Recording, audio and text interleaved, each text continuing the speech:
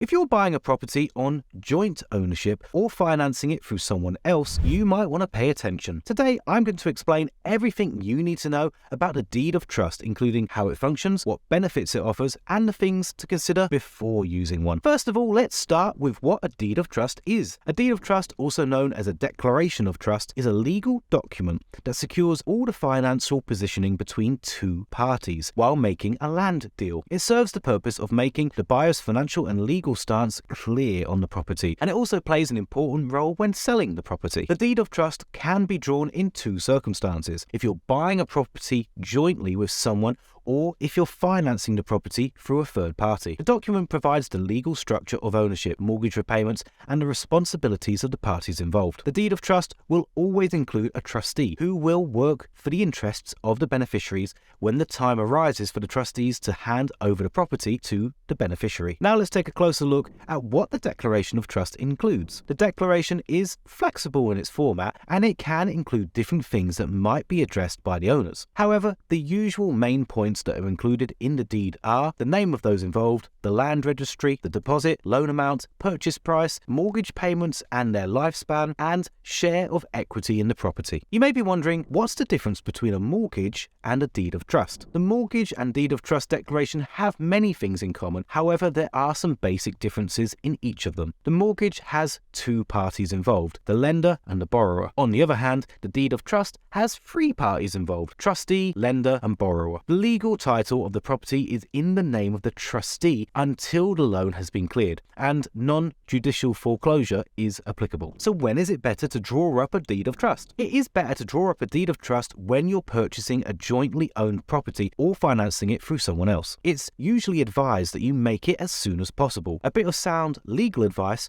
might be needed for comprehensively protecting your interest, so it's always best to work with an advisor. If you're financing a property through a loan or with someone else's aid, the deed of trust is drawn up to secure the interests of the lender. You will have to nominate a trustee in case you're unable to pay back the loan or you are defaulted. The financial obligation will fall upon the trustee, who will be held accountable for the mortgage repayments due to the trust deed. When the mortgage has been paid off, the deed of trust is dissolved and the ownership title is handed over to the actual buyer of the property. On the other hand, the contract of trust works as a legal rule and outliner between the joint tenants who have bought property together. If the co-owners are unable to decide or don't want to name one of them as the legal owner of the estate, they select a trustee. The trustee has to work for the interest of the trusters in a transparent manner. When the property is sold off, the contract works as a crucial document between co-owners. So a deed of trust is a legal document that guarantees a real estate transaction between a borrower and a lender, and it is drawn up when you are buying a property jointly with someone or financing the property through a third party. The document provides the legal structure for ownership, mortgage repayments, and the responsibility of the parties involved. The deed of trust will always include a trustee who will work for the interests of the beneficiaries when the time arises to hand over the property to them. If you are buying a property jointly with someone or financing it through someone else,